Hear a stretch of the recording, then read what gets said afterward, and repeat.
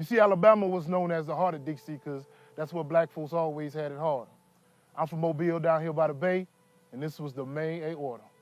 And from Jim Crow to slavery, we carried too much of this water to be disrespected by the very people who supply the fuels of our martyrs. Well, they drinking from the well of freedom provided by our great-grandmothers and fathers. Knowing the whole time it was Alabama that made life better for them, their sons, and their daughters. So you hate on Alabama in the South, you're really blocking what was your own blessings. Peep game. Huggie gonna give you a quick history lesson. Now, if you was black in this country, no matter where you're from, to some degree you always had a hassle. But when cotton was king, Alabama was the castle. Fertile land, Polk City, plus a whole bunch of slaves, so they made a square amount of money off that triangle trade. Now, 1876 ended what they call post-Civil War Reconstruction. Last of the Union troops left the South, and the KKK went on the path of destruction. And that sparked the first migration, the Exodus. Blacks heading toward the Mason-Dixie line. Couldn't take the way they were being treated in the South, so they left everything they ever loved and knew behind. But the irony of the situation is, most of them got up north, weren't treated too much better. Disenfranchised, segregated, underpaid. Now they got to deal with that cold, cold weather. So eventually, over time, in the South, what you pretty much had left was the strongest, most oppressed, hardest working people on this planet, searching for knowledge and worth of self. And they wouldn't let us go to their colleges, so we started our own HBCUs. Missed the pain of our struggle with our Negro spirituals and created this new music called blues. And it was Bammers like W.C. Handy that gave it to the world to use.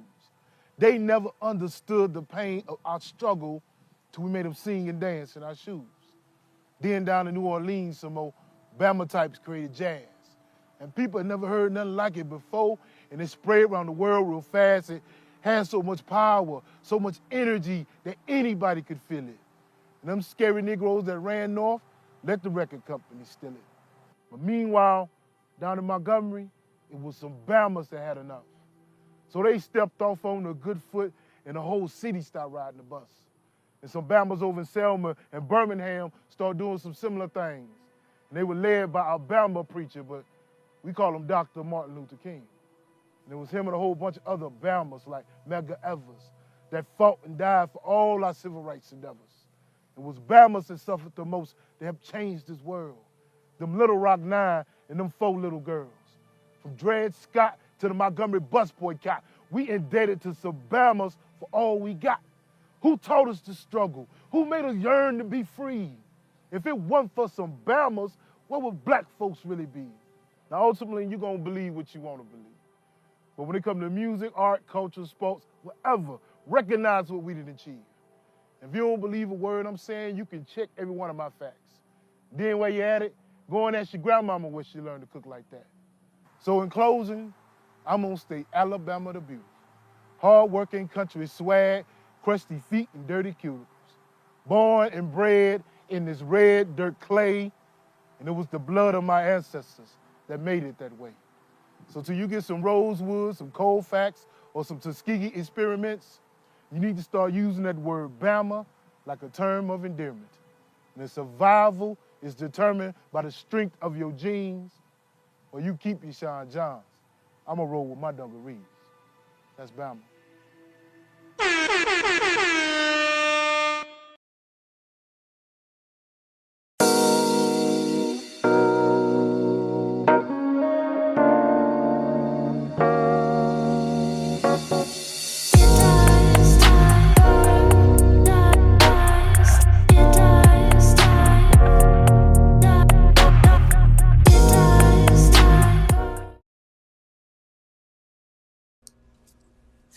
Hello, welcome to the Gag-Order.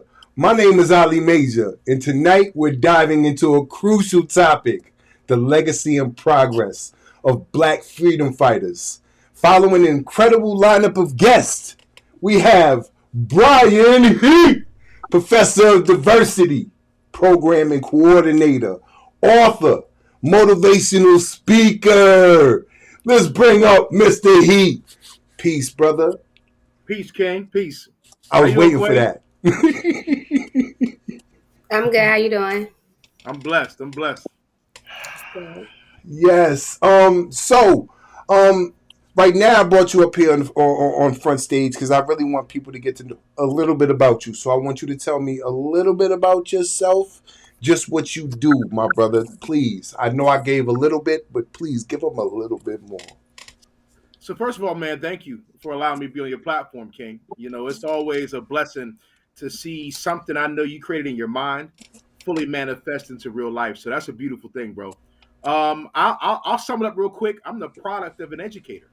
I grew up watching my mom change lives. And I thought it was so interesting that her staff, her students looked at her with so much reverence.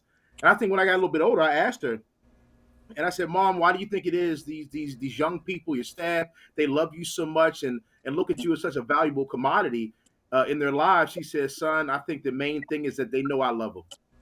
They know I love them, and they know that I want the best for them. And I think if I can just keep that as my main focus, desiring to get the best out of them and to love them from a genuine place, I can be a life changer. And it was at that point I became dedicated to the space of education. And ever since then, I've done a million things. We won't use this moment to give every single lineup of all the things I've gone and done in this world, but all of it's been based upon education. All of it's been based upon loving people and wanting to see that God spirit manifest inside of them. That's right. Thank you. Thank you for that. Kia, before we move on to our next guest, do you have one question for Mr. Brian Heat right now? Do you have one question for No, can I come back to him? him? We'll get to it later. All right, All at right. this time, I'm gonna bring Miss Denean Robinson, an acclaimed professor, an author, and one of my favorite people. How you doing, Miss Robinson? I am right here ready to fight for the crusade. Yes. Okay, so if I may ask you to please give the people a little bit about yourself. Tell them just a little bit about yourself and then I think you're a wonderful person. I know they're going to love you too. Thank you. Well, I am a college professor. I have my own HR staff development consulting company. I'm a DEI crusader. And one thing that I want people to know about me is that I'm a child of many journalists and many journeymen. One of the facts of my family that I want to share is that my father was the first U.S. Customs inspector in the Washington, D.C. area. And so education is very important in my family. And so my goal in life is to level the playing field so that everyone has an opportunity to educate themselves to delete the hate. Absolutely. I love that. Kia, may I ask you again, do you have one question that you would like to ask Miss Robinson right I now? don't You can have no think of question. I just know I like her already. You've been saying that now for like 2, 3 weeks. I'm Okay. really excited. Like that's all I can say. I'm just really excited. Absolutely. Okay. Well, at this time, we're going to bring Mr. Carlos Walker, an established artist and community activist and author.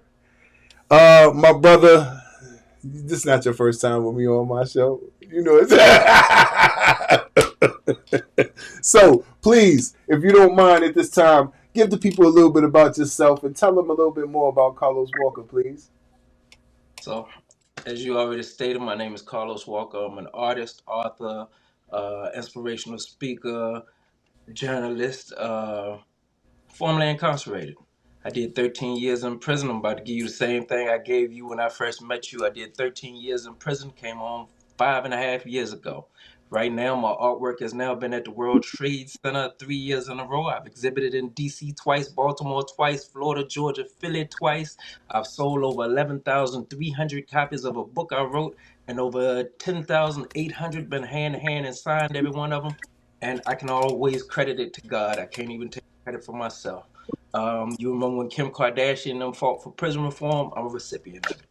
Uh, I'm just grateful to be out here, man. Just be able to share the stage and give and be on this platform with you and the rest of y'all because hey, I know where I've been.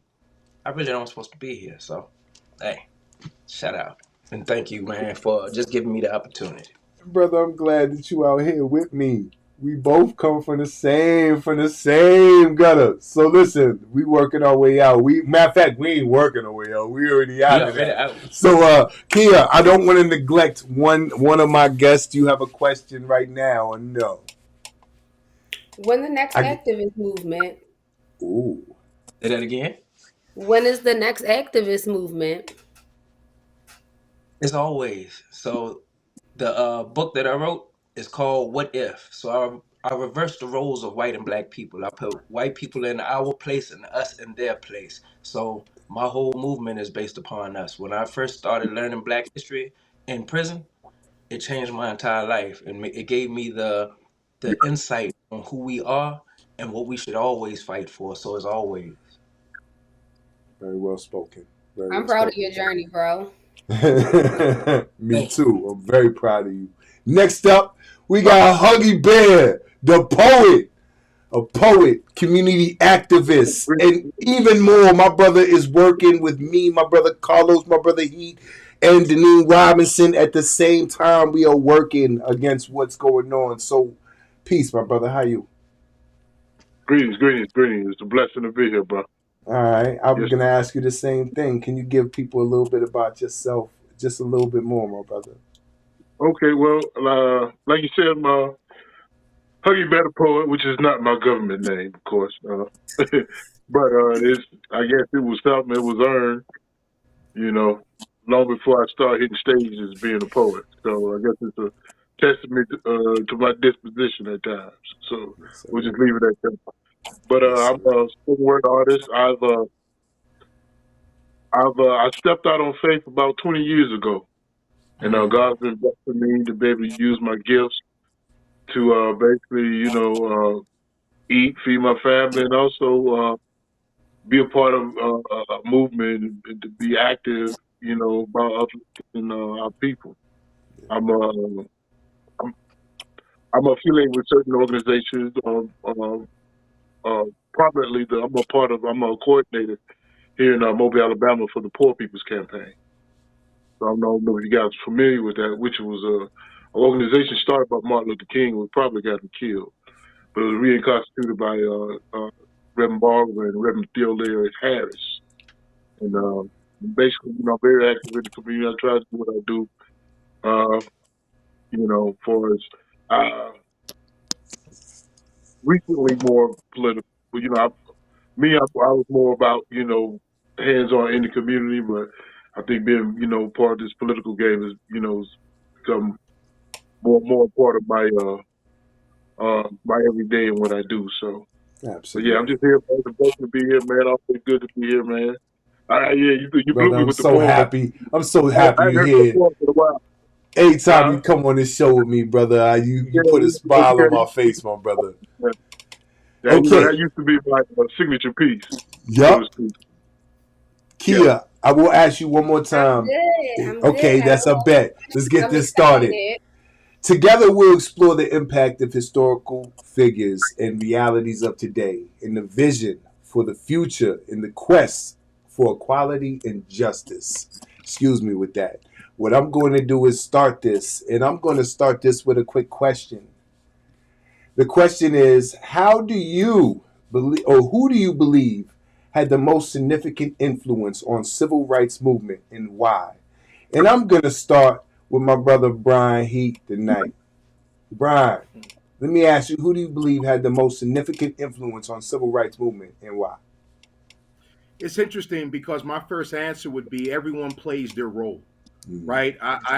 If I was to single out a person, I feel like I'm not giving justice to someone who may not have been as well known, but their impact was nonetheless. But I'm going to have to go ahead and say, one of my favorite icons of that time period would have to be Muhammad Ali. And the reason why I say Muhammad Ali is because if you know anything about his work, he wasn't just doing work in the States, he was doing work internationally. He was a icon in terms of the boxing community. He was an icon in terms of his fight against Vietnam. He was an icon when it comes to religious freedom. He was an icon when it came to the intellect of Black people. And it was all authentically him. These were not things that he had to necessarily.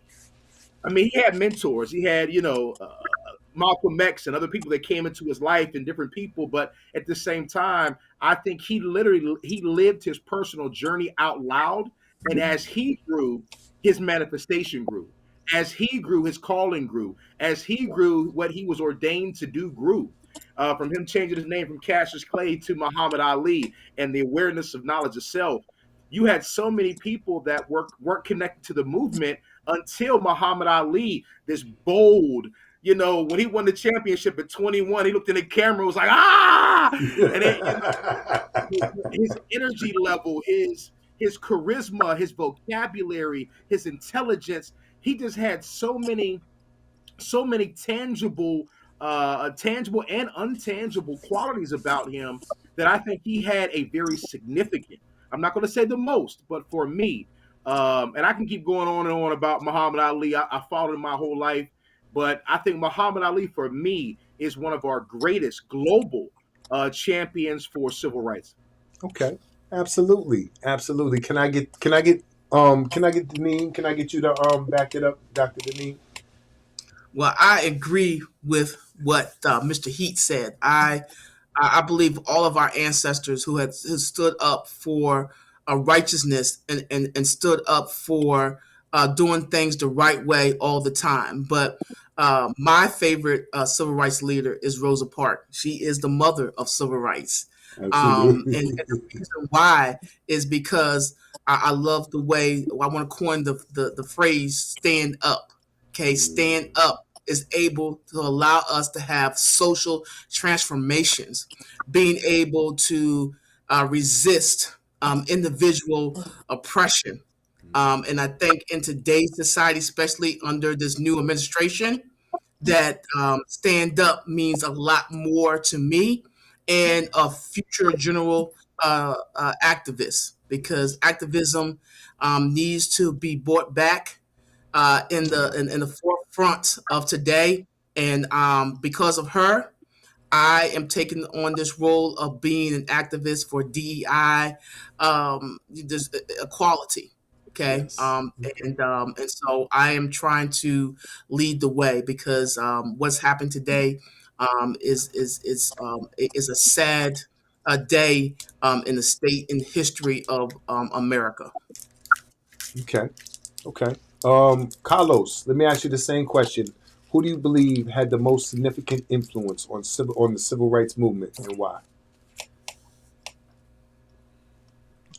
I got to piggyback off them. I got to be honest. Look, Okay. there ain't no little eyes or anything when it comes to a team. That's right. Each and every one of these giants, from the smallest to, well, from the person that we didn't hear about to the greatest person, they all played their part. And for me, it was Martin Luther King. Just gonna be straight up and honest. To me, he embodied a different spirit. It took, even though it was him and a group of people, it wasn't just him. But for anybody to go and take a whooping, to choose to, I can fight. If you hit me, I can fight you all day long. But for you to strategically with your group say, you know what, we're gonna go and get beat, just to show what people do to us without us even having to do anything to them, that's, to me, that's a different type of power. It take boldness to step out there and say, look, hey, I'm gonna prove to y'all that we're not the aggressors. And not only am I gonna prove it to you, I'm gonna show you who we are, because our spirit is bigger than y'all's. And for me, it blew my mind when I really, really dug into just the psychology of what that actually meant for me. Can't say that I would have done it, just gonna be honest. But what I can say is to do it is beyond human. So, and his leadership was crazy. Like it. So I love it. Thank you for that. My brother Huggie, I'm gonna ask you the same question. Who do you believe had the most significant influence on civil rights movement, and why? Man, They taking all the good ones, man. There's one of those, and I, and but I would have, a question. What do we consider civil rights? How far we want to go back here? Well, this is going back from the start as far as we can go back. This is the civil rights we've That's been what I'm fighting. saying. You gotta want to stay with right because when I think about civil rights, I think about our struggle, from 1619 all the way on up, Yeah. to present day. Okay. So, and one figure that always like resonated with me, I discovered him when I was in high school doing a report for Black History, and it just I did a lot of research on him, and he's been like a hero of mine. Is Denmark Vesey. Yes. Denmark Vesey, his story is so powerful. What him and Gullah Jack did, putting together that slave, that if that slave, if that one had got revolt had got through, it would, but it did ripple anyway. It had its effect, what I'm saying, through the laws they passed and a lot of stuff that went down. Some of it negative, some of it positive, but it was just the fact that here you have a free man. He had his free paper. He could have rolled off into the sunset if he wanted to, but he stayed in South Carolina to set up this this revolt, and he paid the ultimate price. So ultimately some house niggas told him our story. He's the same through the years, but sadly, but his story just always resonated with me, man. What he did, and just to have that type of that mindset to say, hey, I'm not free until my people are free, and that type of collective thought. It's very rare these days, you know what I'm saying? So it always resonated with me. And so Absolutely. I need to make a movie for real. It's long overdue. Absolutely. Absolutely. Kia, before I chime in right quick, do you have any significant influences that you know of on the movement? And why? Why? Because I want to know from a younger person. Um, can I say W.E.B. Du Bois? Why can't you? Why can't you? Absolutely Can you I can. can I include him? Yeah, why can't you? Absolutely. Um, I like that he had the separate but not equal doctrine, Mm, and like he contributed to the cultural liberations. And I also like that he was the first Black person to go to Harvard Law. So I think that that's a bonus. okay. I love it. I love it. I had a hard time bringing people up for this show. I brought 8, and that was hard to choose just 8. Um, uh, I will tell you guys that I like more of the darker side of people. Like Malcolm X is one of my favorites. Or I brought the Cleavers in here, and I brought Kathleen Cleaver to be exact. Um, these people stood up and fought for through immense pressures, and they fought for everything they believed in. I'm not saying regardless to actions and doing that. What I'm saying is they fought for what they believed in for their people as a whole entirety. I'm not saying the ending of their movement, but I'm saying the beginning of their movement started as a powerful, powerful thing. And I will say that Malcolm X is one of the most powerful figures that I have heard, and I brought him into here on one of my favorite speeches from him. So let's get to it. Hey, brother Ali, can I chime in real quick? Yes, sir. Please do. So one of the beauties, and everybody up here is indicative of this, is that it's been so funny. This administration, really not funny, it's sad, where a president believes he's qualified to cancel Black History Month. It's one of those things where the audacity That's right. of entitlement, That's that right. you believe you have the power to tell a group of people that that there is no Black History Month.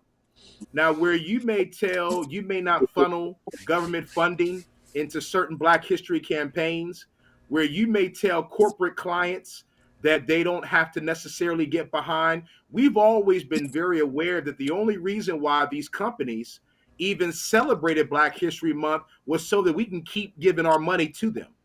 It had no real root in their love of us as people. But I say all that to say, in the spirit of Black History Month, which I celebrate every day, all day. Thank you. You know what I mean? My final thought. You read my mind. A lot of my posts on social media, I've been tagging it standing on the shoulders of giants. Yep. So every single person that we brought up, if it was not for them, whether they were known or unknown, their testimony, their sacrifice, their impact allowed me to then become the author, the educator, the speaker, the content creator, which I know that my life, whether people tell me from a distance or tell me to my face, is going to be something they can build their power on. So what you have is like this massive movement that these giants may have started, but we are all their children. We are all splinters of the movement in the individual work. And that's what gets me excited and keeps me compelled, is because I know I'm just carrying the torch of my mother, Lynn Hamlin, but I'm also carrying the torch of Muhammad Ali. I'm carrying the torch of Denmark Vesey. I'm carrying the torch of Rosa Parks. I'm carrying the torch of Martin Luther King. And again, the scary part is they're now trying to rewrite history and remove these giants from the book so that it can stop inspiring, number one, stop inspiring the next leader, but also start to lessen white guilt. If they can remove white guilt, okay, I'm gonna stop right there, dog. I'm gonna go ahead. I'm gonna let you listen. I actually at that moment I was feeling really good because you said something and then you read my mind. That's my final thought about how Black history is every single day, and you read my mind on that. And then on top of that, you are absolutely 100% right. You know, I believe, and this is why I came through with this show. I don't care what he's saying. Black history, he'll never shut that down. And I don't care if he tries to shut me. I don't care what he does. He'll never shut that down. So, yes, we're talking about Black history and Black History Month. Yes, sir. So what I realized is that you can't shut something down that didn't start with you. It started with Carter G. Woodson with just a week, but it evolved into a month. And the thing about it is this: the only way this can shut down is if we stop. It doesn't matter whether they teach it in school. I can care less. This is on us to teach our history, and not nobody else to teach it. One thing we know is they have been teaching it from one side perspective anyway. It's us who have learned this information and come to find out all of the people who have created inventions, all of the people who have wrote books. You got to think about it. Most of the stuff we didn't even know in the 70s, depending upon who you're talking about and where you was geographically located. You might not have had a library that was close to you. But in today's age, and with the things that people have created, there's no way you stop Black history because it runs 24/7. It's dependent upon you and what you are willing to feed yourself or feed your people. So you can't stop nothing. I don't care who they are. We're here to stay, or we're here to evolve. I put it that way. We've never left. That's the reason why. Hey, We've never I think left. there's a great exodus coming. We got comments coming in. At this moment, we're going to take a commercial break. We'll be right back. Host, Nadine and Kia. Today we have a very... called like the International Coach Federation, but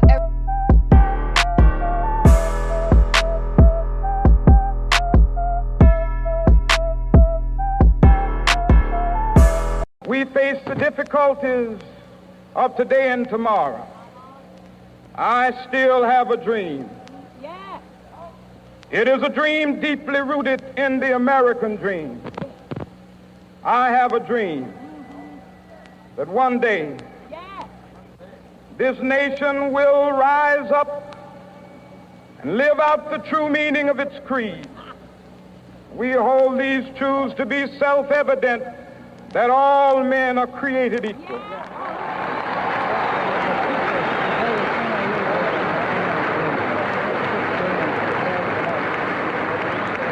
I have a dream that one day on the red hills of Georgia, the sons of former slaves and the sons of former slave owners will be able to sit down together at the table of brotherhood. I have a dream. Okay, first up, we're going to start with my brother Brian. In today's world, what do you think are some modern messages or movements that resonate with the King's dream? How can we amplify those voices and messages in our current climate? It's interesting, man. You know, you and I jumped on a call recently about this to get some clarity to this. Um, I don't know, man. It's interesting because that dream has become so iconic that what I would answer it this way: that any activist, any educator, any life changer that has the ability to cast a great vision. Does that make sense? Yes. That if a lot of that comes from that speech, that energy, because I think there's something about the space of vision. Without vision, the people don't move. Like there's a direction you have to follow, but it's based upon vision. Like even for me, when one of my specialties as an educator is black and brown boys. So I built a program called DMSI in 2009 that helps junior college students their first 2 years. One time for PGCC, I know we got one of the professors in the building, right? But I have a program in Prince George where over 8,000 young men have been impacted since I built the program from the ground up in 2009. How do I connect it? It was a vision. It was a dream when I first got there that Dr. Charlene Dukes, the original president who brought me in, she had a vision for dreaming of a time period that the black and brown boys would move better, carry themselves better, be more articulate, self-advocate, go after their goals. And she painted this dream of what she saw at the college, and she passed that on to me. And then my responsibility, the same with everybody in the room, is to then take that dream and extend it. So kind of piggybacking on my last response, how I pull from this modern message is there has been so many people that caught or heard or were an experience of that the iconic I Have a Dream speech that they went out and began to live their own dreams. Okay. They began to do things based upon their own God-given gifts and their God-given abilities, and they cast a vision that now other people. I always say this: the number one way to inspire people is to go out and live your dream. You go out and live your dream, not talking to people about how they should live their dream. Go out and physically do it. Go out and physically manifest it. And I think, again, that's how I kind of picked apart this question. I can't go to maybe a Barack Obama said this or a Maya Angelou. That's cool. What I took from this is I have a dream. That's in my heart. But I didn't just stay with the dream. I acted on the dream. And how many activists can say that's the power of what they took from that is not only do we have the dream, we put the hustle, we put the muscle, we put that giddy up behind the dream. So I hope I answered it in the right way. Absolutely. But that's the way I pulled from it was the modern messages that came from that iconic dream speech was the dream is real, but you got to work for it.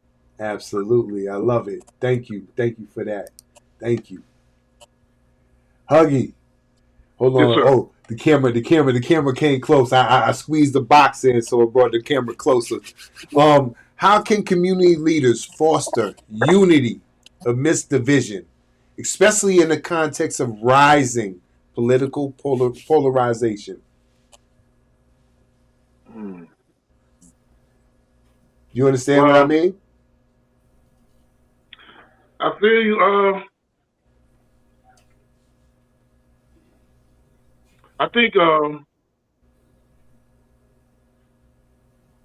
look at the one organization. I was telling you I'm part of Poor People's Campaign. Yes, absolutely. So, I think the biggest thing that we have, which is, I believe the organization that got Dr. Martin Luther King killed. And it's kind of, I'm sorry, I was just kind of like, I thought you asked me the same question, so I was thinking along that vein. I got you. Yeah, but it still applies because dealing with the Poor People's Campaign, it's probably most inclusive.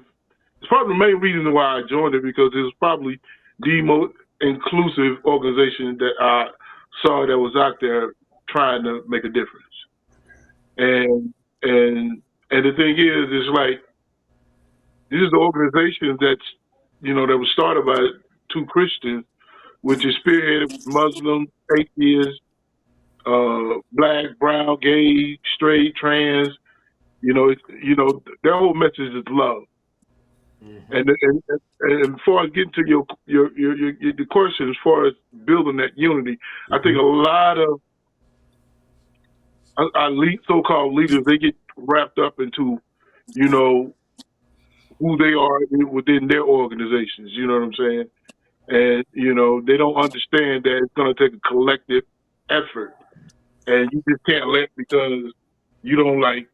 I've seen so much hypocrisy. You know what I'm saying? With organizations that don't want to participate with us because they see the gay people out there with the purple hair or whatever, this, that, other. But you got a gay band director, you know what I'm saying, or choir director.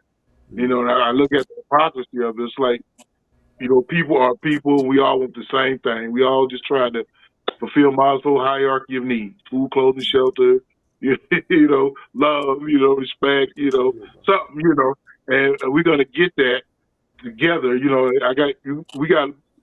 I think the biggest thing is to let people understand that this is not no, it may be spiritual, it may be economical, but it's class warfare we're dealing with. And you know what I'm saying? We need to understand what class you're in, and you need to act accordingly. But historically, I mean, getting, poor white folks to stop voting against their own self-interest, Okay. But, that's what it's about. I think, but for us leaders, we got to be more embracive and more open to other ethnic faiths, people who don't, who don't think like us, who don't, and it's just like, I've lost, I started out with a black nationalist point of view. Like, here's some of my older poetry. That was, what I'm saying? Yeah. The Bama poem was me starting to be the nice Huggie. Yeah, I know. I remember. So, something about old stuff. So it's like, but I had to grow. And the thing is, if we don't get our leaders to grow, understand, and get the bigger picture, we're always going to stay divided. And, and as long as we're divided, that's what they use. They've always used divide and conquer. That's right. Against them.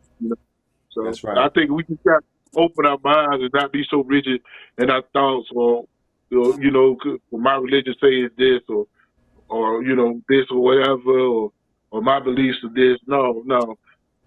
Look, we all human, man, trying to live a existence here on this planet, man, and we all want the same thing.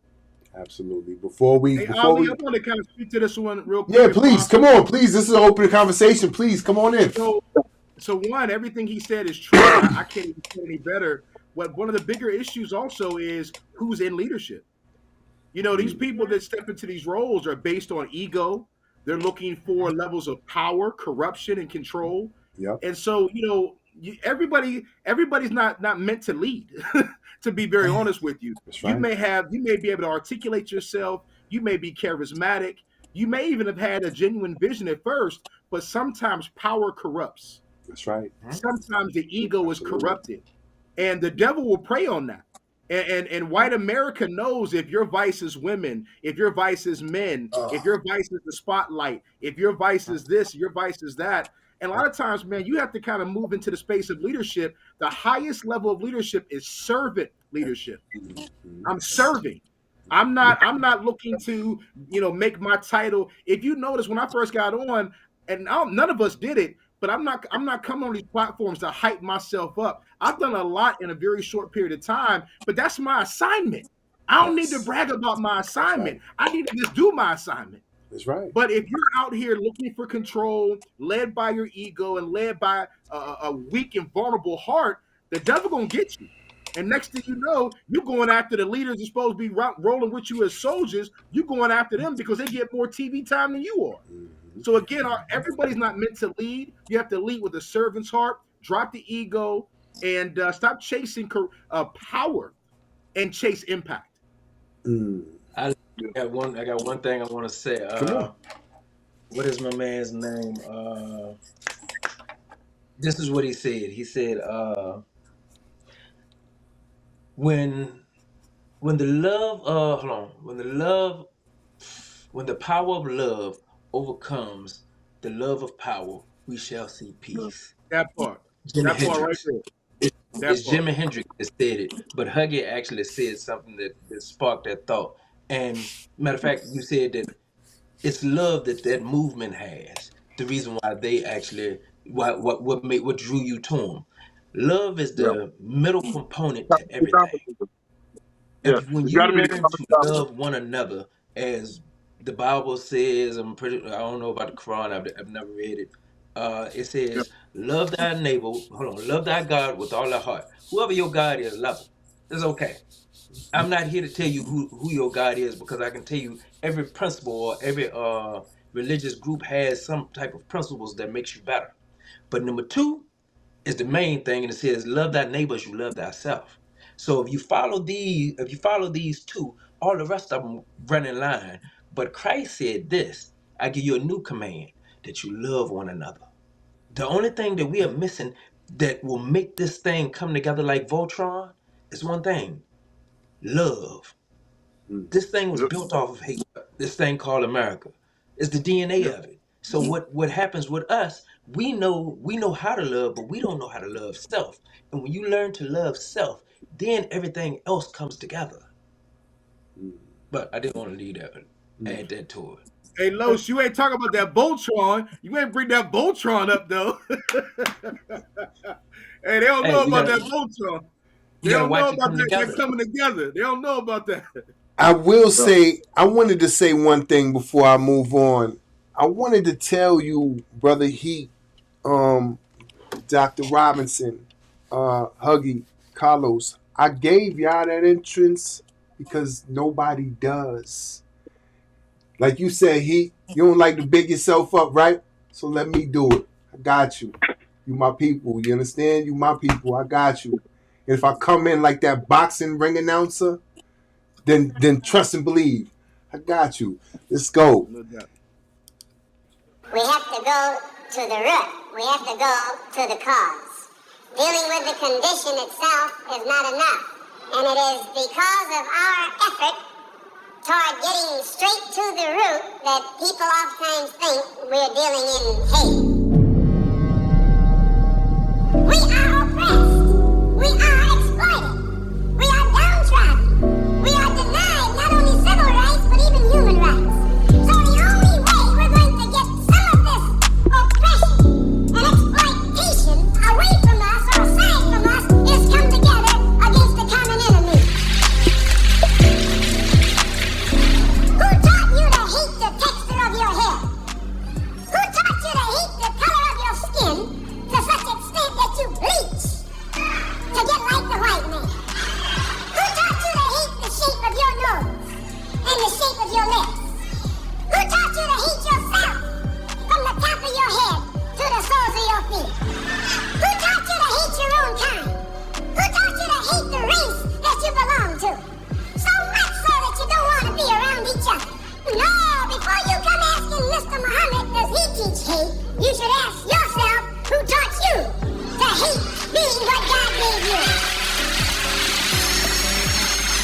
And I, for one, as a Muslim, believe that the white man is intelligent enough.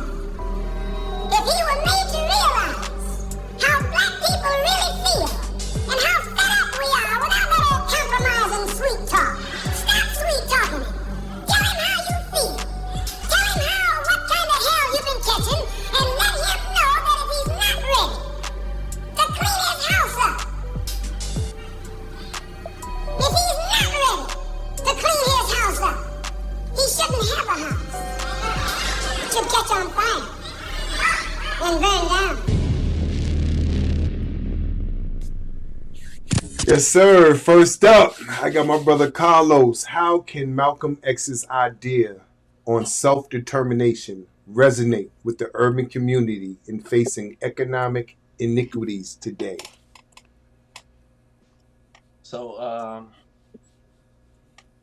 we all know where most of Malcolm's ideologies come from. So I have to give a shout out to the Honorable Elijah Muhammad, because that's where the thought process comes from.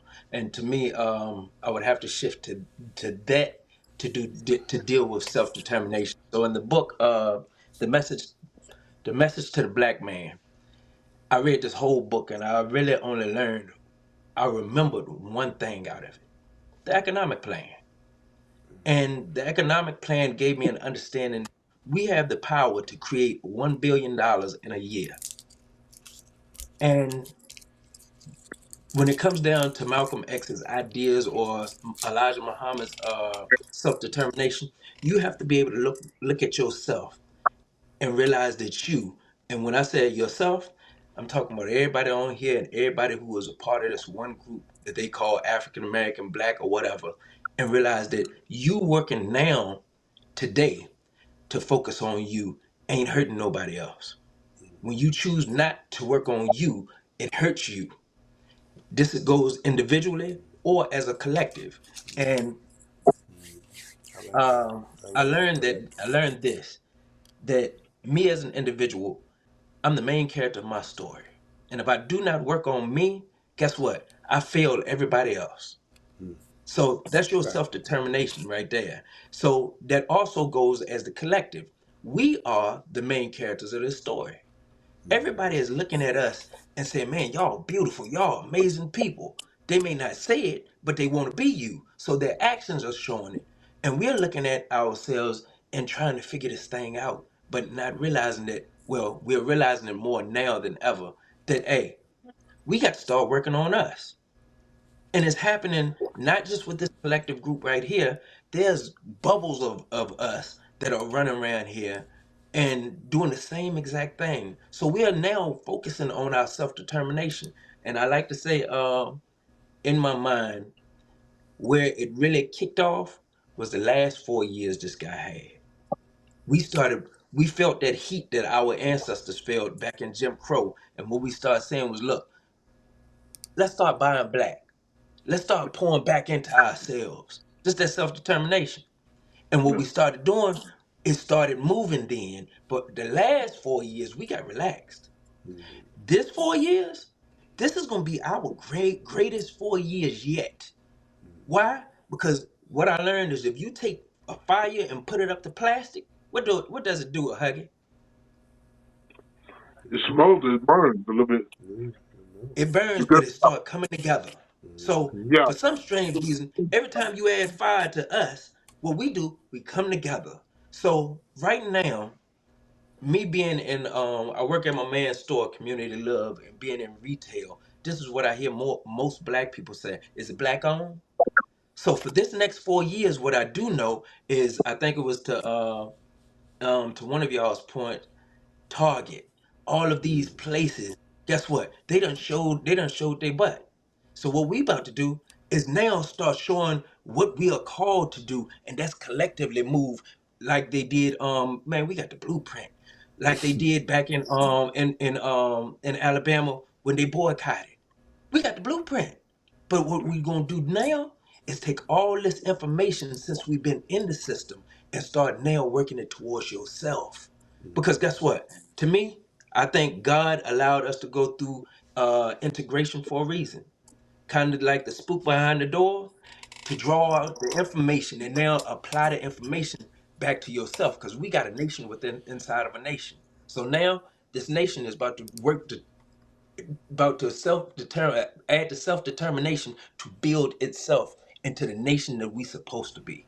can Hey, I Los, I expound? got a question for you. I got a question for you, Los.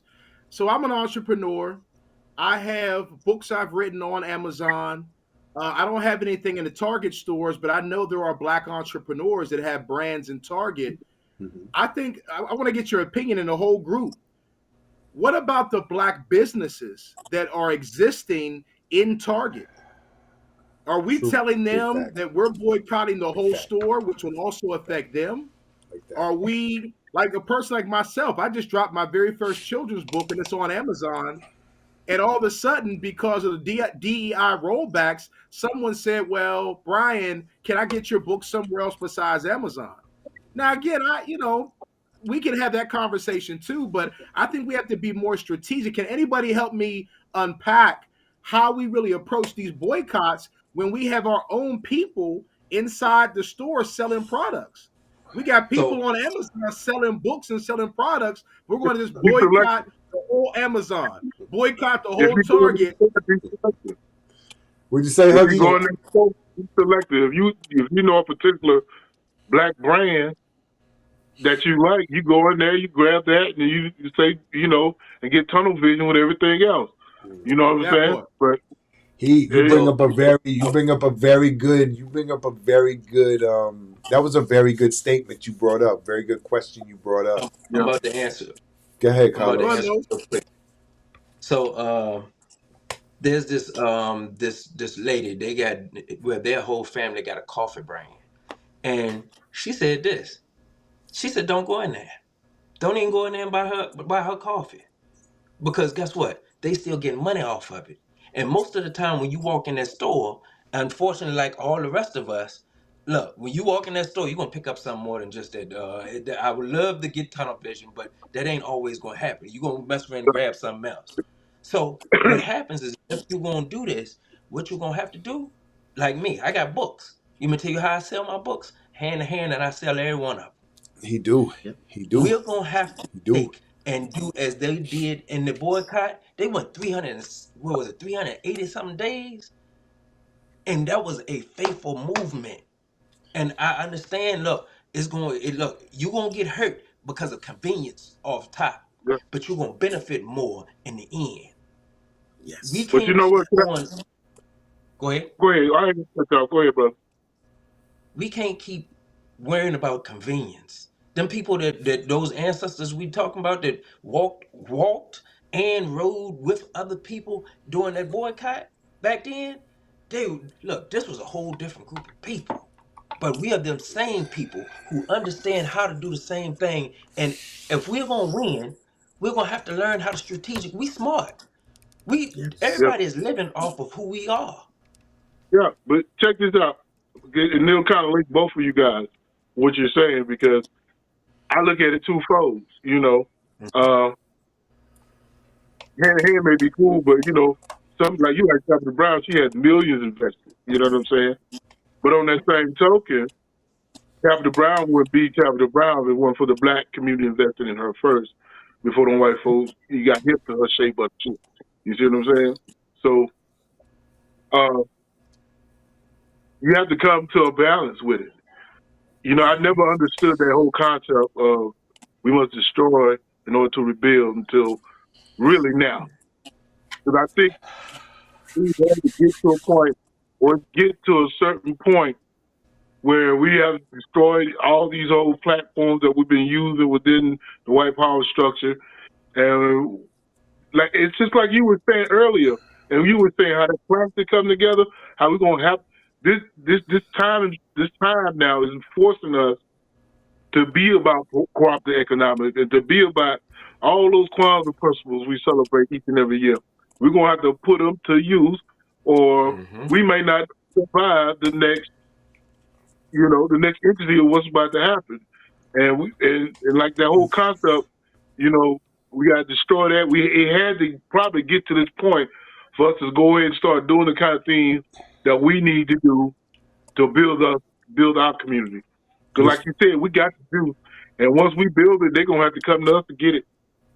The Miss Look, we flavors, already Robinson. own the table. Miss We Robinson. own the table. Would I Yes. Miss Robinson, would I get you to would you like to weigh in on this before I go to the next question? Because the next question I'm gonna be asking you a question. Yes. I love my brothers here, and my brothers here. We're gonna have to do something. And one of the things that I want to do is what I am doing. I'm creating an event. I have an event that's being held at a white institution on February 25th at University of Maryland, Baltimore campus. I'm a DEI crusader, and I'm going to be able to sell my book, and I'm going to be able to keep the profits. And so you're going to have to create a platform. You're going to create an event, all of us to get together, create a platform where you can sell. Just like my brother Brian indicates, I have my book on Amazon and Kindle and all other items, but I sell my books out of my car. I sell my books at events. So you're going to use the same social media that they created to go against us. We're going to have to use that social media to build us up, and create a message and create a pathway for us to collaborate our resources together, and be able to get what is deserved to us, and that is our profit. And so that's what we're going to have to do. And so I would like to. I'm gonna create another event. I'm gonna create another event that's going to be in March for Women's History Month, which is another month that he's trying. The Trump administration is trying to eradicate. I don't know how you're going to eradicate women when women was back in the day with Adam and Eve. Okay, so how are we going to do that? So I'm going to create an event, and I want all of you to be able to come and bring all of your message and bring all of your products so that we can collaborate and get this done. I want you guys to please excuse the question on the bottom. We have an audience member question, and it's for my brother Huggie. And what he says is, question for Huggie Bear: who do you believe is the unsung hero in the process of the Black freedom fighters? Oh man, so many. One in particular I just learned about, and I kind of pride myself on knowing my Black history, but I had never heard of Rudy Shields. Are you guys familiar with him? They call him the greatest Black man to ever live. I never knew about his the things he did, and it's so many, man. I don't want to leave Reverend Shuttlesworth. Here in Alabama, that man got his house blown up a couple times. Yep. And to be honest with you, and it gets in the capacity I'm learning, it was a lot of white people put their neck on the line. You know what I'm saying? To be a part of this movement. And I don't think they get the kind of credit. Man, you guys gotta stop reading my mind. Y'all gotta stop reading my mind in here. And what I think it's like right now, the guy who got me involved in the Poor People's Campaign is a 75-year-old white reverend. Guy I used to just see all the time at all the you doing community events, you always see the same people generally, which is sad. But he used to same old, he's like he had a slave catcher head on, old little cat he used to have on. He was always there. And now finally, we was on the MLK march about 5-6 years ago, and we just struck up a conversation, and he started inviting me to a group study to study theory. And I never, I had never, I had some, Black nationalist kind of standpoint, but I never really gotten delved into theory. And from there, what I'm saying, this man began to mentor me. What I'm saying, the white guy. What I'm saying, I've learned more about Black history and the study. I've met some of the greatest civil rights leaders in this country. Through this guy. Cause he knew sticks and freedom riders. I've been mentored by him. But it's just like a lot of these cats never got. I think. Well, the reason I said I apologize. He's writing his memoir right now.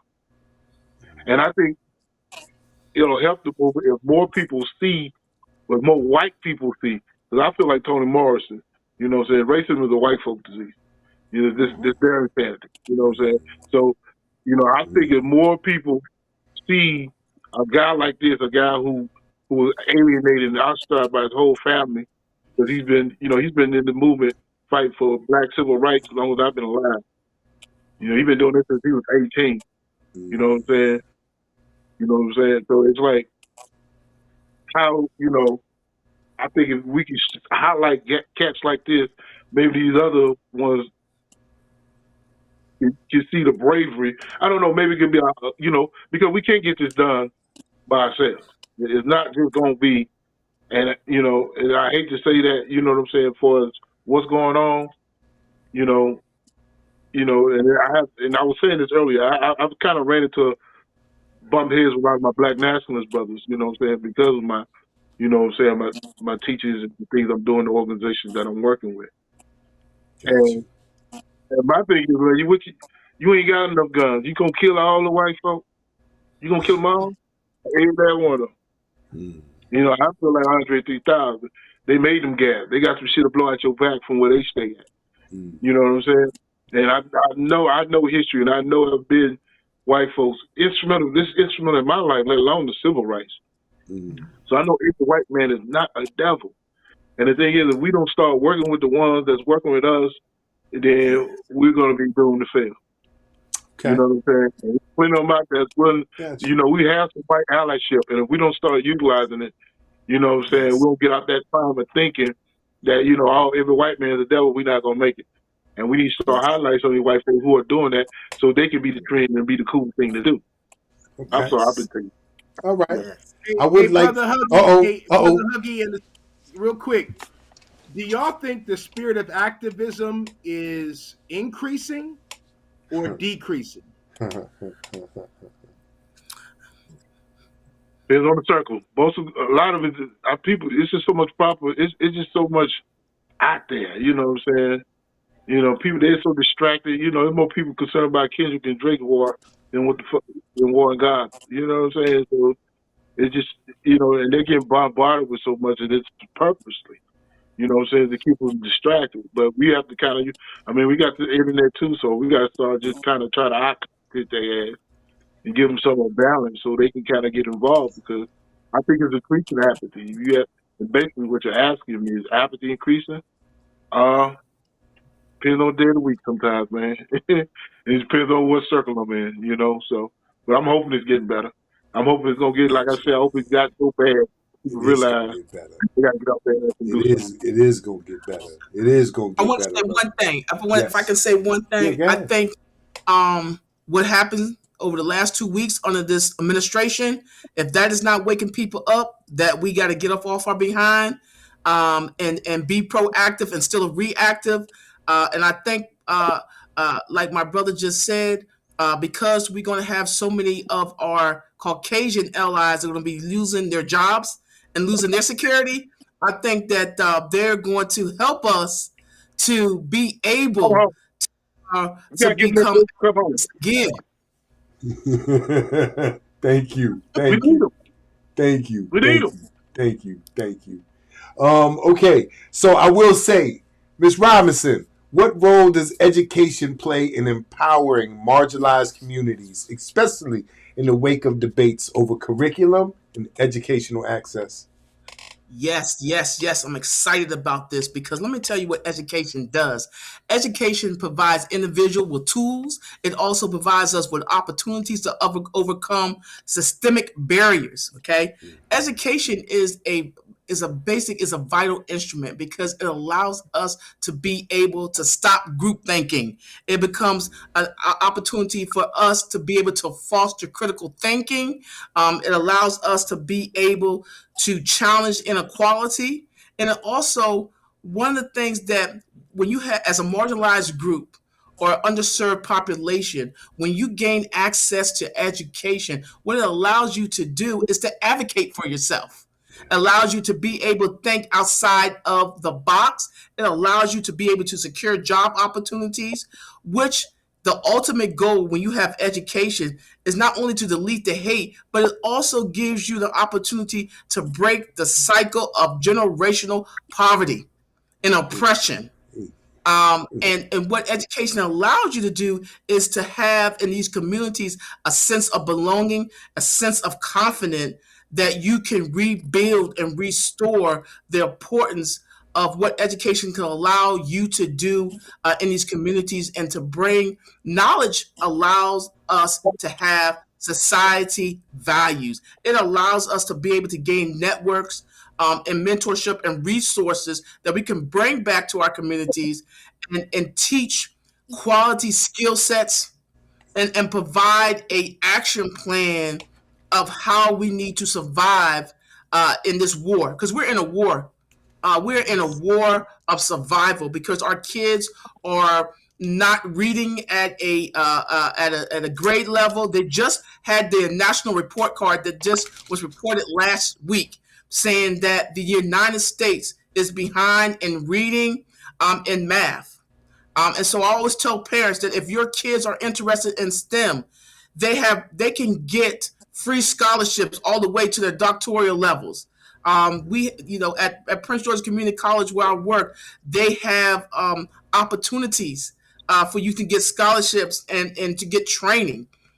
So education allows us to break the chains of poverty, of mental and psychological abuse, and allows us to have a future that will allow our children to be able to overcome the struggles that we are constantly suffering in our community. But it starts with us and being able to realize that as parents, as community leaders, we need to be active in our children's life. We have no time for us to be their friends. We can be their friends once they are grown-ups. We have to be leaders. We have to be visionaries. We have to be transformative. We have to be servant leaders to be able to teach our kids that the way to be able to eradicate struggles and to be able to have a future starts with our education, because knowledge is a powerful tool. And that is why this new administration is trying to end the Department of Education, because they know under Title 7 and Title 9, a lot of our funding comes from there. And that's why I tell people that DEI does not only mean black. It doesn't mean black and white. It doesn't mean a handout. It means that that your children, doesn't matter what color you are, if you have disability, if you have if you are a woman, okay, if you are not a white Christian male right now under this new administration, you are going to suffer, because that's what the ideology that they're trying to paint in the media.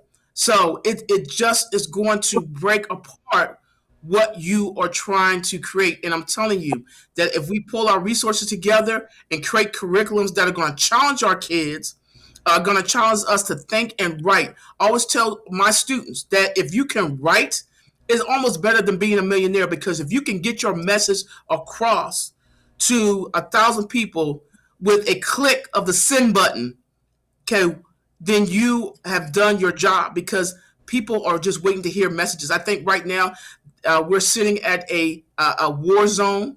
And if you can get the right message and you can get the right people to follow you, you can change, because change is in numbers.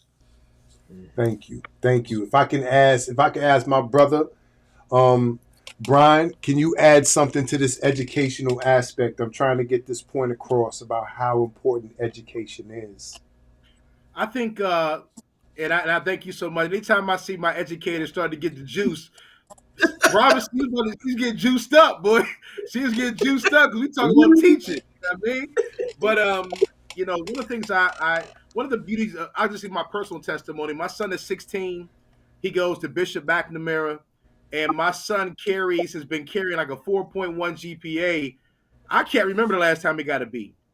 And I remember when I truly realized he had taken ownership of his intelligence was during the pandemic. During the pandemic, my son was like 4th and 5th grade, I think, maybe 5th and 6th. I never had to remind my son to get on that computer. I never had to ask him to get up. I never had no homework. He would tell me, "Hey, Dad, I got to finish my sandwich. My Zoom is at 11." This is a 5th and 6th grader. What I realized is what we have to teach almost prior to them getting into the pipeline of education is self-advocacy, self-belief, and self-worth. Self-advocacy, self-belief, and self-worth, because you can only attract what you believe you're worthy of possessing. You can only attract what you believe you're worthy of possessing. So if I believe in me, I'm going to go through the process of sitting in that classroom. I'm going to go through the process of doing that homework, going to that teacher, getting that tutor, because I own my intelligence right now, with so much distraction, being intelligent isn't necessarily sexy. You know what's sexy? I got more likes than you. I got more followers than you. I know this Yeah. information. I can create a cool video on Instagram. I can do a TikTok dance. Watch my TikTok dance. I can do the TikTok dance. And again, if you're not a paid influencer getting paid on social media, that's all a distraction. Yep. And so what I would say is I'm like the prequel to what Professor Robinson said. Everything she said is gospel. But even leading up to what she said, teaching these young people early. I used to tell my son, "You're a genius, baby. Son, you are a genius. You're a genius. And the only way you can move forward is to repay God by exercising your genius. Use what you've been given." And guess what? He believed me. My son believed it, and now he owns his academic success. I'll end it with this. My son has such ownership. He said, "Dad, I can't wait to get to 11th grade." I said, "Why?" He said, "Because then I can take AP classes and I can get a 4.4 or 4.5." He said, "Right now, I feel like I'm held back as a sophomore." He transferred from math. He transferred from DeMatha, and they won't let him take AP classes. But when he's a junior, he can take advanced placement. He said, "Dad, I'm going for the 4.5. I'm going for the 4.5." But why did I tell him that? I said, "Son, you get that GPA, you're going to any school in the country you want for free. Blessed. No financial debt, no messed up credit." I said, "I teach all my boys in my program, OPM. You want to go to school on other people's money. Yep. Other people's money, Taught me OPM." that. You taught me I that. do know I told you that. You know I told you that. Right? So my point is, and I close this. This is for me. I'll close out on this.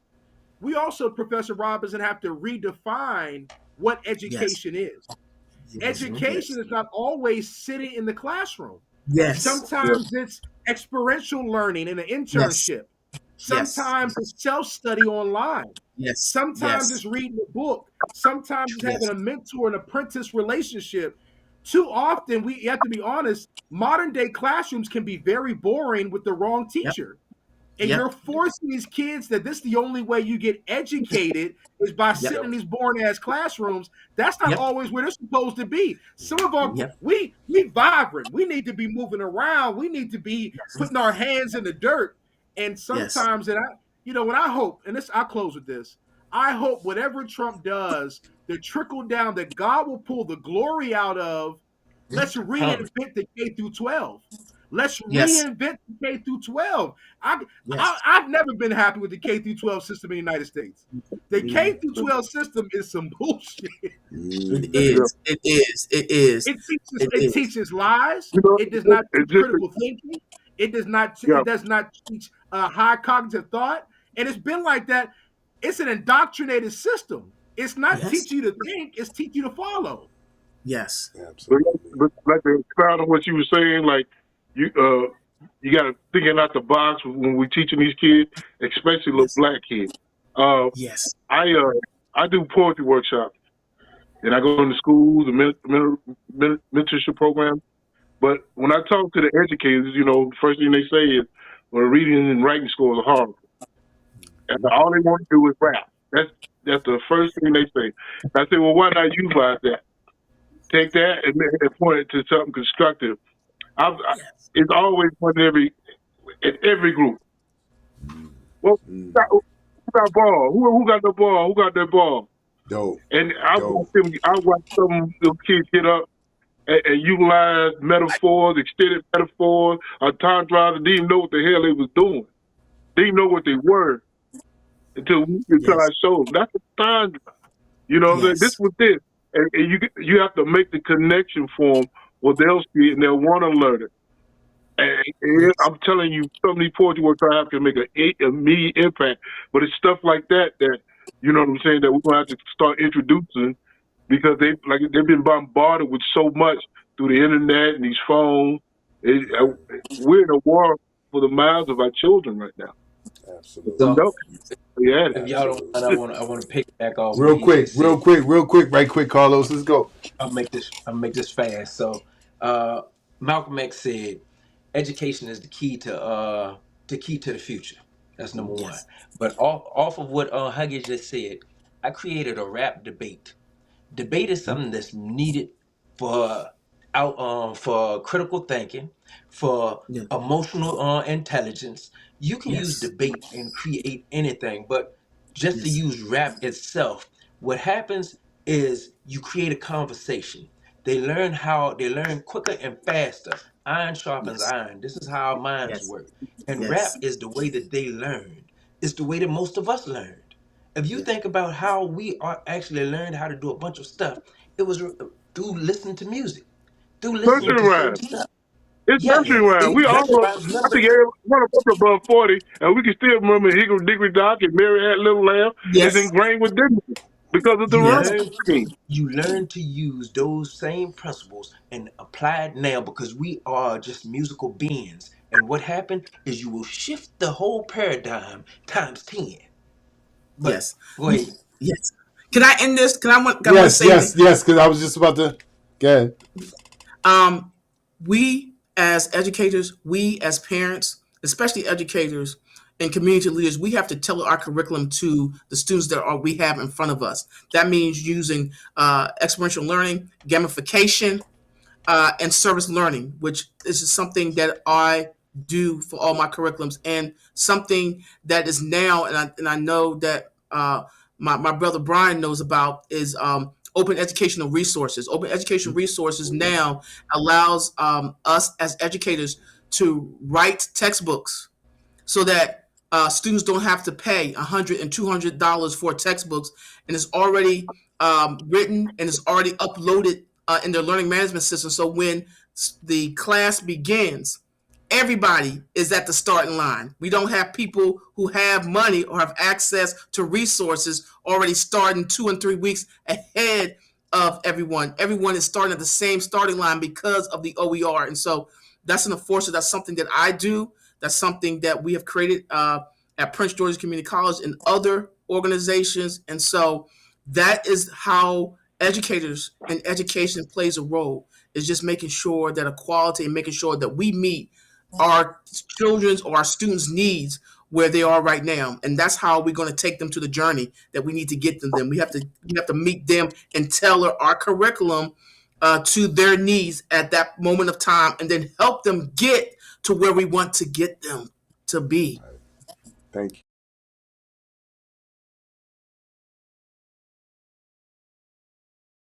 Are you bitter over it? No, I'm not. Why? Not at this time. In fact, during our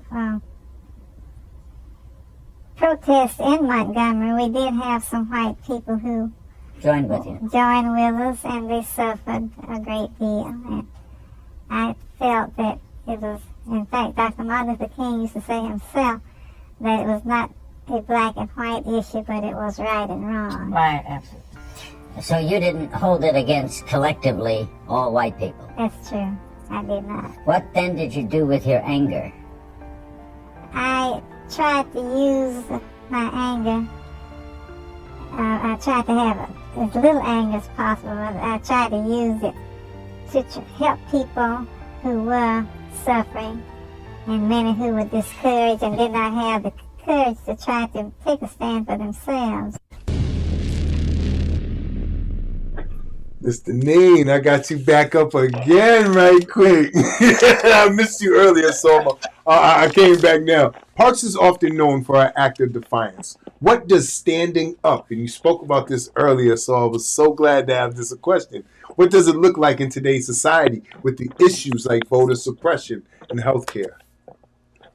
It means being able to use your voice, being able to, as an individual, resist systemic oppression. It means being able to use your individual courage, use your voice to be able to address these ongoing social inequalities. And so, as far as healthcare, being able to talk to your representatives that are in your state or in your town to be able to advocate for yourself. So that's why education goes hand in hand with standing up, because when you know your body as a woman, because there have been stories that have been in the media, have Black women that when they go to their OBGYN, that they're not listened to. And we've had superstars saying that they've almost died on the table by giving childbirth because they knew something was wrong, but their physicians didn't listen to them.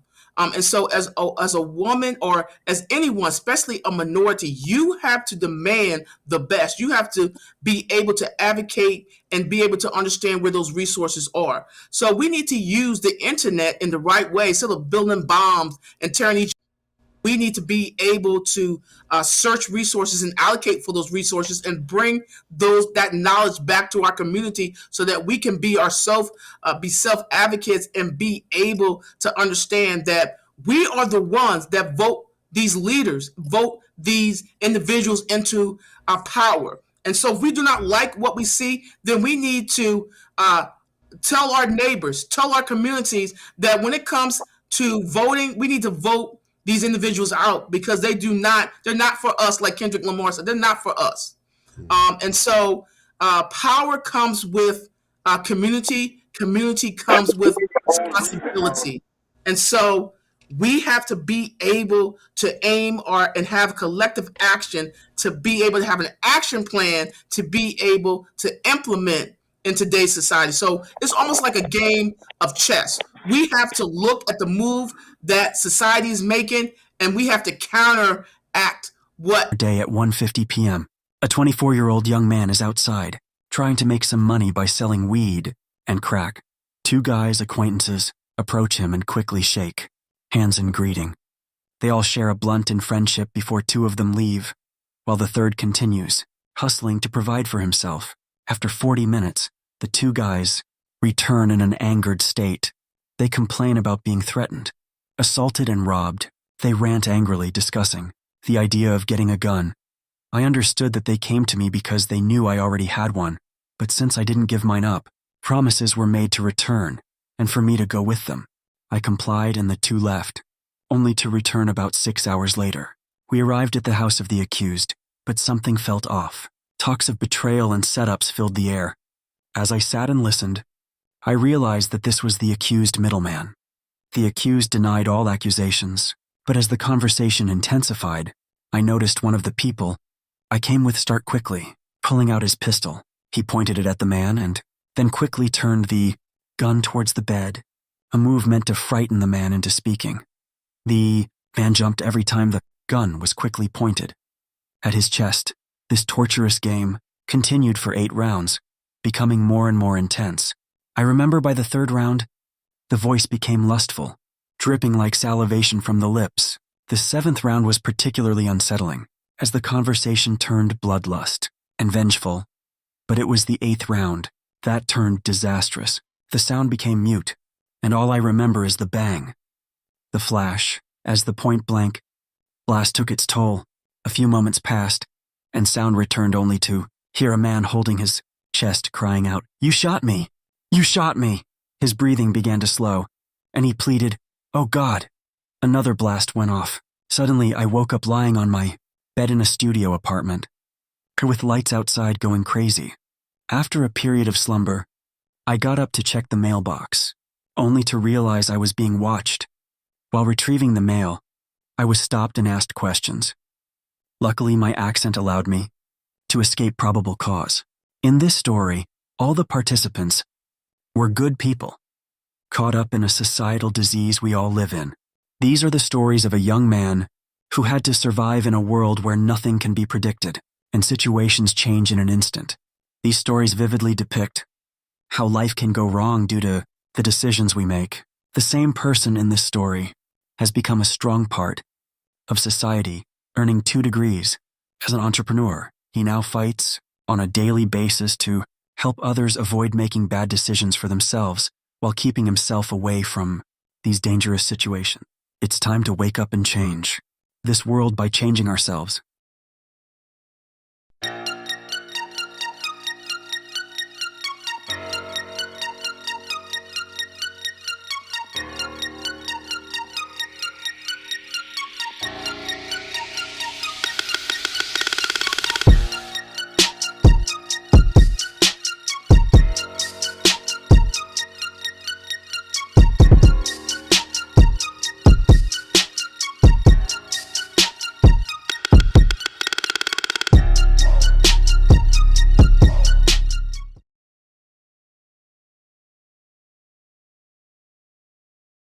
Ida B. Wells stands as a monumental figure in the enduring struggle for equality. Her journey began in 1862, born into the oppressive confines of slavery, yet she transcended her circumstances to become a fierce advocate for civil rights and women's rights. Her life story is an inspirational testament to the power of resilience and unwavering conviction in the face of adversity. One of Wells' most significant contributions was her courageous anti-lynching campaign.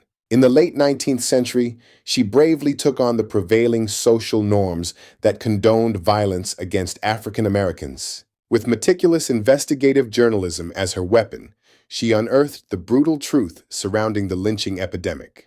Her detailed reports painted a vivid picture of the violence inflicted upon Black communities, shattering the fabricated narratives that often justified such atrocious acts. In this way, she wielded her pen as a tool for truth and justice. Wells' mission extended beyond anti-lynching efforts. She was a co-founder of the National Association for the Advancement of Colored People. Through her involvement, she laid the groundwork for an organization that would continue to be pivotal in the fight for civil rights. Furthermore, Wells actively participated in the women's suffrage movement, understanding that the struggles for racial and gender equality were inextricably linked.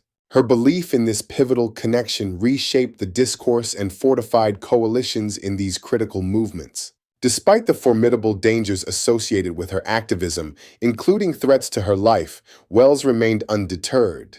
Her remarkable courage was evident when she boldly stated, "The way to right wrongs is to turn the light of truth upon them." This unwavering dedication to truth and justice echoes through the corridors of history, reminding us of the enormous sacrifices made by those who came before us. Today, Ida B. Wells is remembered not merely as a journalist, but as a beacon of hope and relentless advocacy. Her legacy stands as a powerful reminder that the fight for equality is an ongoing struggle that requires courage, profound truth, and relentless determination. We honor her contributions by continuing to challenge injustice and amplify the voices of the oppressed in our own lives. Okay, thank you guys for staying with me. I appreciate you guys. We have went through more than half of the show. We're on the back end of the show, and I'm gonna keep this quick because we're working on the end of the show. This question is for Huggie. How can we empower young activists to continue the fight against systemic racism and ensure their voices are heard in contemporary activism?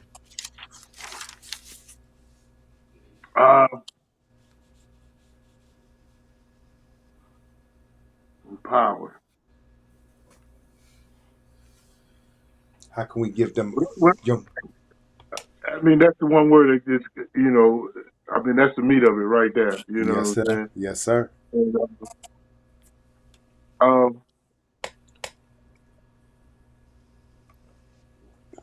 I think the first thing we got to show them that they're relevant, and we got to show them that that this is for them. You know what I'm saying? I'm 53 years old.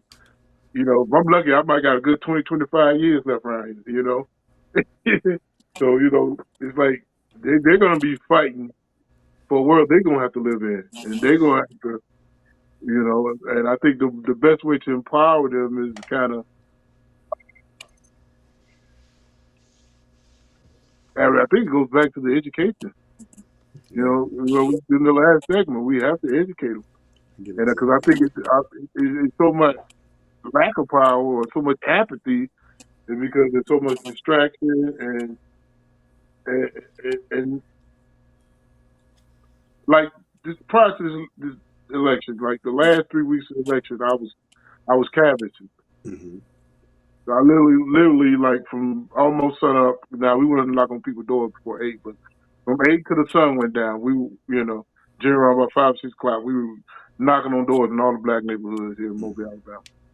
And majority of the young folk that I encountered that wasn't accompanied by another adult saying, yeah, they're gonna vote. It was almost apathetic and disinterested. It just, it's kind of like, maybe I say it was a time between disillusion or just totally just apathetic. It don't matter. No change. They don't even feel like what they have it makes a difference. I gotta live. And the key is we gotta show them they do have power. They don't think they have power. They think this is just gonna no matter what happened or how they vote or how they try to engage.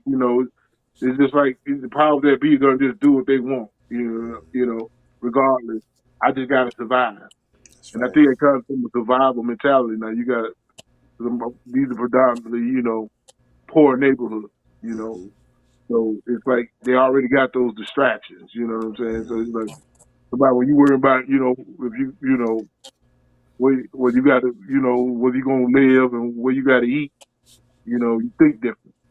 Gotcha. So it's we gotta show them they have power and and this doesn't, this is not, doesn't have to be this way. You said one of the And, most important you know, things, brother. You yeah, said yeah, we got you said to, one of the most but I important think things. They need to know that they matter. They they matter. matter. That's one thing that they need to know is that they matter. And I think Yeah. a lot of young people today think that they don't matter and their lives don't matter. That's why they living But, out lives like they but you they know what? doing. I'm gonna go back to a little bit to what I was saying earlier. I mean, that's what we got to do. But the vehicle to do that is going to be the arts. It's Yeah. always been the arts in any revolution, and I think we got to start combating the distractions. Okay. You know what I'm saying? All the Kodak blast and the NBA young boys. Yeah. We got to show this a different message out there. We need to have our young stars. You know what I'm saying? Putting a different, a conscious message out there that's gonna just like when we grew up, it was look. I ain't saying that we look. I grew up on Two Line Crew. Head booty chop. Ain't nothing they saying that we ain't do. From ain't nothing Nicki Minaj doing Lil Kim ain't do before her. Not a I damn get thing. it. I get it. So, but the thing was, it was a balance. It was a balance. You see what I'm No. saying? So No. we might have had, what I'm saying, we had NWA, but we had KRS-One too. Yep. We had Poor Absolutely. Righteous Teachers. Yeah, And, we had a diverse group. We had a yeah, diverse and right group of now there's no music. balance. I get it. There's no balance. So everything is be about the bullshit, be on the bullshit, money, power, sex, hoes, and when you're being bombarded with that type of propaganda, it's hard for anything else to fit in there. So we need to That's right. use the art. We got to get in there the That's same right. way those guys are making them tap their feet. We got to make them tap their feet to some good shit. You know what I'm That's saying? The right. power, That's right. you Now know I what don't I'm mean to cut anybody off. saying? I'm going to conclude this part right here and I'm gonna go to my next segment.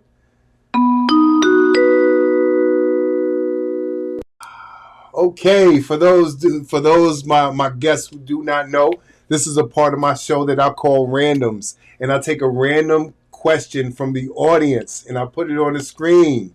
And the question of the day is: if you could send a message to your past self about the fight for equality, what piece of advice would you give yourself? And I would like to start with my brother Brian. Let me start with you first right now. If I could send a message, or if you could send a message to your past self about the fight for equality, what's one piece of advice you would give? I'm giving my younger version some advice. Yes, you are. Stand on discipline. Ooh, Stand oof, on discipline. oof. Thank you. Stand. People say stand on business. I say stand on discipline, Ooh, right? Because business gets a little trendy. I say stand on discipline because there good is man. no way you're going to activate a movement and you have no personal discipline. Mm, I'll give you an big example, and this is facts. gonna make Big y'all facts. laugh. I love to work out. I went to Gold's Gym one day, and a guy was smoking a Newport in the parking lot, walking with me going into the gym. Smoking a Newport, walking into Gold's Gym. Crazy, super crazy. Like, brother, you literally are killing yourself on the way to helping yourself. Then when I come out, I go to Tropical Smoothie to grab me a smoothie. I see my man in the line at McDonald's, which is right next to Tropical Smoothie. What? Brother, you You gotta get cigarette. you gotta get a quarter pounder with cheese after you work out, my brother. And don't forget the diet soda. Right. Don't forget it. Right. That Diet Coke hit every time.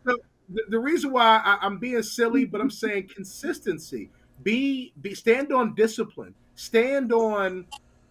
Someone told me once before the way you gain personal power is by honoring your own commitments. Can you stay true to the commitments you make to yourself? How do you do that? Through discipline. So in terms of trying to be on a level playing field and stand on the forefront and fight for yours, if you can't have discipline in your life, you're not going to be prepared for them front lines. Absolutely. You're not going to be prepared for them front lines. So that's why I'll answer that question. Stand on discipline. Absolutely.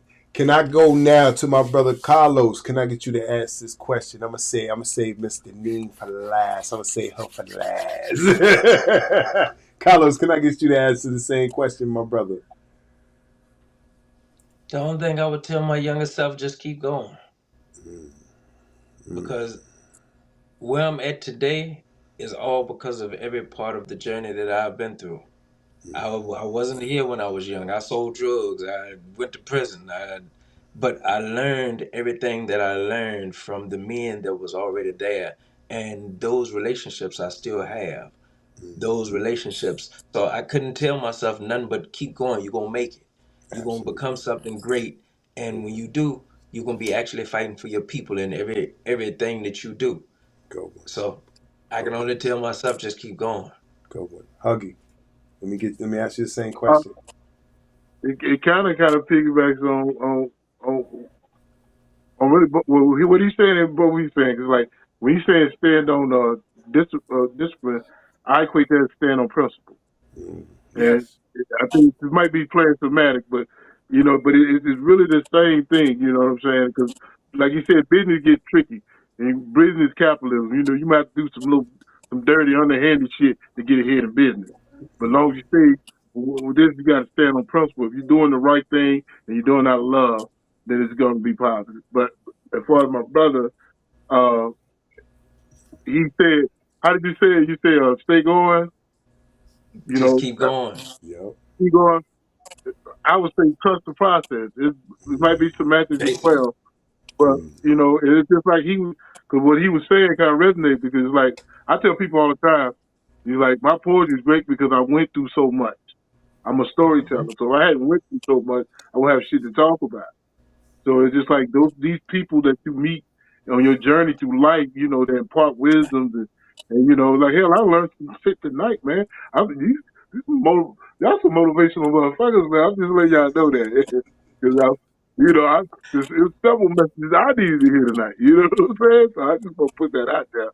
But it's just like you gotta trust the process, and the process may take some time. You know what I'm saying? Because it's like I'm like him now. I probably wasn't out in the street that hard, but the way I think now, I wasn't thinking on that level when I was in my 20s. I was in the Navy, having much fun as possible. You know what I'm saying? My 20s, I was thinking about the evolution and revolution of my people. I don't say this out of pride. The first time I voted was Obama, and I could have voted for Clinton the first time. The very first time I ever voted was Obama. And that's the only thing, because I wasn't in that mindset yet. You know what I'm saying? And here I am preaching and telling people to get out to vote, but that was part of my journey. I'm not gonna let you stand on that alone. The first time I voted was Obama too, brother. Don't worry about it. Yeah, I was about to me, me too, brother. I made can't good lie money, to you. I'm gonna hold it down with you. Miss Robinson, can I ask you this question right here? If you could send a message to your past self about the fight for equality, what one piece of advice would you give yourself? Celebrate your failures as steps to success. Because when I was young, I didn't know what failures meant. But I know it made me a stronger and more focused and committed person that I am today with my causes because of my failures. Thank you for that. I would absolutely tell my past self to always, no matter what happens, keep your head up and love yourself above all. At one point in time, and I say, because I didn't love myself, and just like you, Carlos, I found myself in a dark hole, and it's because I didn't love myself. I was smarter than where I put myself in, but I didn't realize how smart I was until I actually started loving myself. So I would definitely tell myself to love myself more and keep your head up through all situations. I'm going to skip past a bunch of these things I have. Yes. Oh, excuse me, Kia. Excuse me. I'm sorry. I did forget my lovely Kia. What's going on, Kia? Tell me what you would tell your past self when you was like, I don't know, 5, because right now you're like what, 13. So what are you doing? That's fine. I'll take it. But no, for real. I'm literally just now coming to the realization that not every L is a loss. Like not every loss that you take has to be considered as a loss. Like there's losses and then there's lessons. It's all on how you perceive and how you reciprocate what's going on and how you can actually interpret it and be able to dictate how you plan on changing from what you is right now into how to better yourself. So. Just to add on to this, Kia, nothing is a L. Everything is meant to build you up to be the best version of you. Everything that's against you is to bring out something in you. Even our community. When you look at us as a collective, everything that has happened to us has happened for us. We're not where we're at because everything was happening to us. No, we are who we are, a resilient people. Man, when you go back and look at all the inventions we've created, all this came because of the things that we went through, and you'll realize that, hey, we're greater than what we even can imagine. And that's what those L's are for, is to bring out that fight in you, is to make you see yourself as being that ultimate being that God sees that you don't see because you can't see but so far. Okay. And trust, as he said, trust the process. As they all said, look, you just got to know one thing. God sees you different than what you see yourself. You can only see the caterpillar, and God sees butterflies. Just know that you're transitioning into that butterfly. That's right.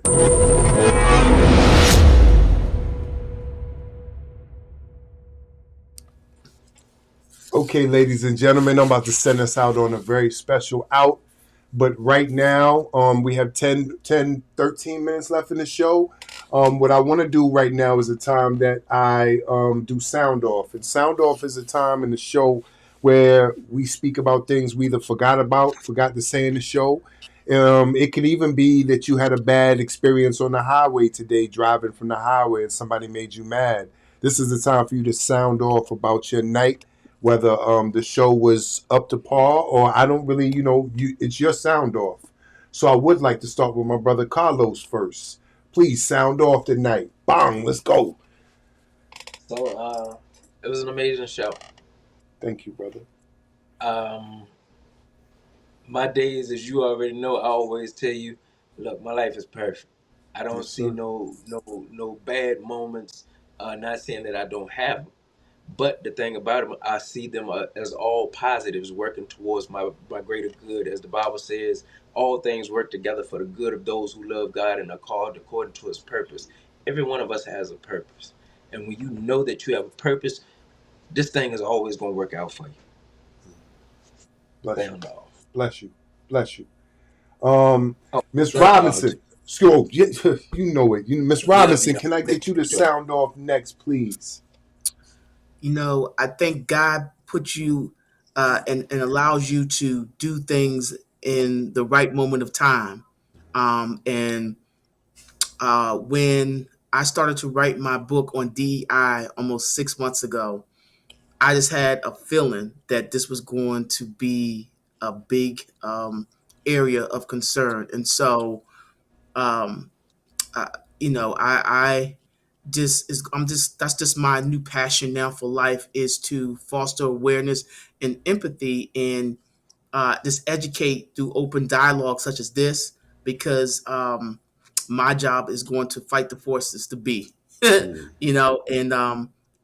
DEI is not going to be eradicated as long as um, I can still educate and communicate, and be able to um, eradicate the propaganda and the miscommunication and misinformation that has been printed out in media, and be able to make a difference, because if we as people can make tangible differences for ourselves and our families and our communities, we're going to change. If you can change one person's mind, then you have done and made a big change, because it takes you changing one person's mind for them to go out and assist you in your mission.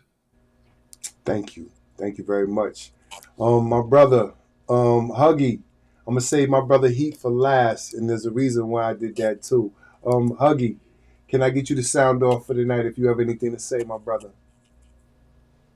I've been actually trying to Google on my other phone here. I've been trying to find it's a particular Marx quote, man, that that's kind of coming to mind. And I think kind of like an overall theme, and it speaks to I can't think exactly what it says. Like people's circumstance don't define their condition. Their condition. I may have gotten it backwards. Did I say it right? Nah, I think I remember what you're talking about right now. I heard that People's before. circumstances don't define their condition. Their condition defines, the circumstance. And I think Yes. that's what we got to look at this moment in time and where we are as a people, and we gotta take hold of this moment and understand, this is the pendulum shift. This is that moment where we define who we are and where we're gonna go and who we're gonna be, and we gotta import that to these young folks. You let them know that they about to kick off. I mean, this is the third reconstruction, maybe, or whatever you want to call it, but this is something different about to take place, and we need to let them realize the gravity of the situation about what's going to happen. Yeah. And we can do it all means necessary, through the arts, through internet, whatever we got to do. We got to let them know. Absolutely. Absolutely. That's why we're here. Kia, can I get you to sound off for the night? I wasn't gonna forget you. It didn't even matter. I'm just happy that God allowed me to be able to connect with y'all and actually be able to learn something from it. Like, I'm very happy about being able to engage in a conversation with people that actually knew what they were talking about, and actually, like, informing me of different items and stuff that I didn't know anything about. Like, there's a lot of stuff that y'all touched on that, for me being the youngest on here, I never heard half of the stuff. You know what I mean? So I couldn't really give an opinion or really say anything statistically, because I'm sitting here learning, and I'm grateful and appreciative for everything that y'all did say. Respect. But the only one learner. Thank you. My brother Brian, can you set this stage up for me and sound off for the night, my brother? So first of all, man, it's a blessing to be surrounded by people that know what they're here for. You know what I mean? I have to send a shout out to Carlos and brother Al, because you kind of did the Malcolm X journey, right? Malcolm started off the rails, and he was able to pull his life together after the worst circumstances humanly possible. And the fact that both of you guys are here, not just free, but you're free and freeing other people mentally. Yes. You're not. So I God bless your lives. And I'll sound off by doing this. And I stepped off camera. I do apologize, but I went to go get a copy of my latest book. This is my book called Alaris, The Boy Who Could Fly. It's I my seen the third video. It's my third book, but my first children's book. And I'll give you the background as my sound off. And this is about patience with your vision and faith in your vision. I wrote this story 15 years ago. But the vision in my mind was so beautiful and so captivating that at the time, not only did I not have the resources, I did not have the people that could bring this story to life. So instead of giving up on it, I shelved it.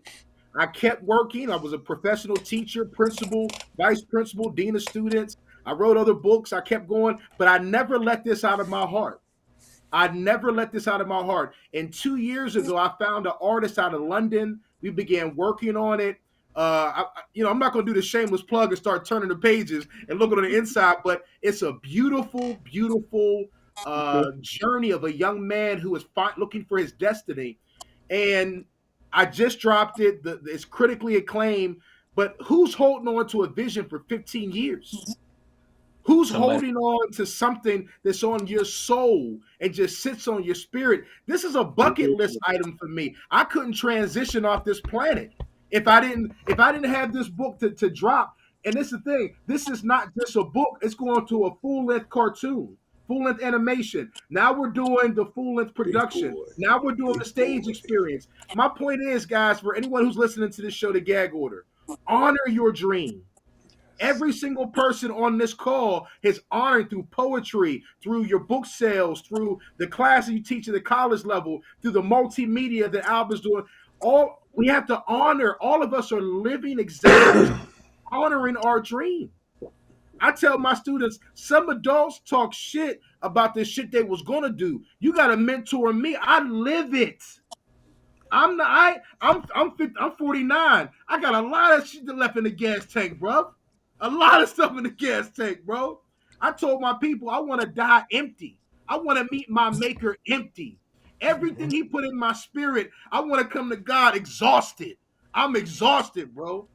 So if you're listening, man, again, please tap back into the Gag Order. My man Al is anointed. He's going to have people on here every Tuesday that's going to bless you to the same level that we did and beyond. But my sound off is honor and be committed to your destiny, honor and be committed to your dream, honor and be committed to who God wants you to be, man. That's my sound off, man. Thank you. Thank you guys for that. As we wrap up tonight's discussion on the legacy and progress of Black freedom fighters, I want to leave you with this thought. Black history is not confined to a single month.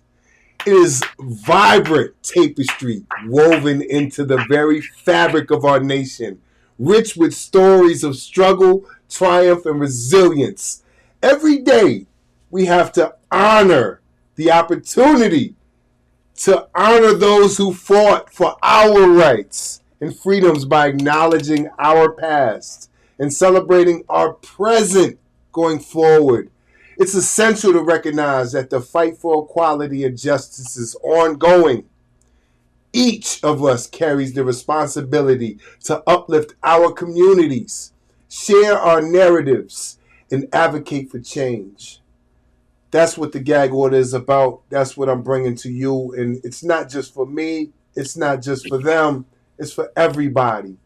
And I want us all to get on the same page and talk about the struggles that we all face in society. I think it's detrimental for us to get on the same page in society. And I want to thank my guests for showing up tonight. You guys are wonderful, and I believe that you guys have showed everybody just how wonderful you guys are. And I am so blessed to know each and every one of you. And I'm so proud to be able to call each and every one of you and talk to you as you are my friends. And I appreciate you guys. I love y'all too. All right, so saying that, I want to tell everybody watching, good night. This is the Gag Order. We're here. Yes, yes, yes, yes.